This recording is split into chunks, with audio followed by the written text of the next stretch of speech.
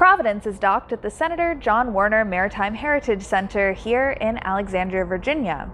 But who is John Warner?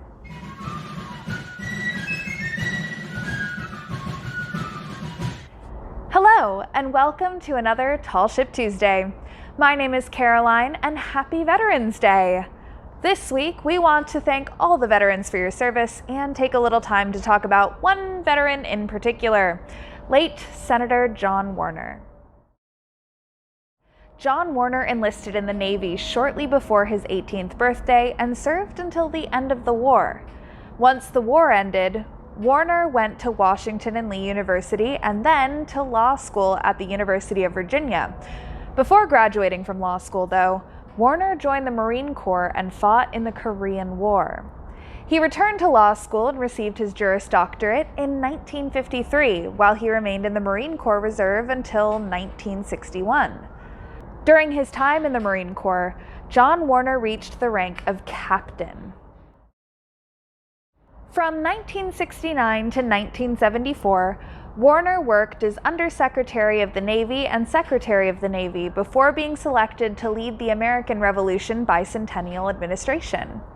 In 1978, he was elected to the U.S. Senate, where he served for 5 terms. During his time in the Senate, Warner served on the Environment and Public Works Committee, the Senate Committee on Health, Education, Labor, and Pensions, and the Senate Select Committee on Intelligence. He also served as the chairman of the Senate Armed Services Committee. The health and welfare of soldiers, sailors, airmen, Marines, and their families were paramount for Warner, leading him to advocate for an expanded socialized health care for veterans, military, and their families with TRICARE for Life. He devoted his legislative focus on landmark public works legislation to modernize our nation's transportation infrastructure and conserve our treasured open spaces. Senator Warner was dedicated to working across the aisle to address our nation's most pressing issues. Alexandria became Senator Warner's hometown, finding himself connected to the history and community of the town.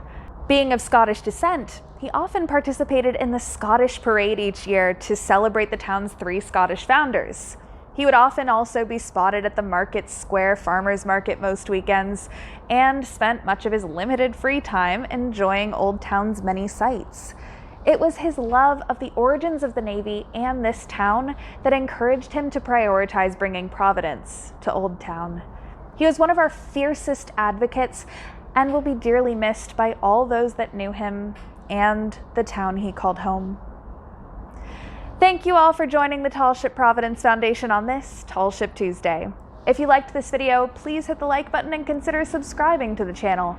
We put out new educational videos each week about maritime history, seamanship, tall ships, and even the occasional sea shanty. Until next time, we hope to see you back again on another Tall Ship Tuesday. Bye.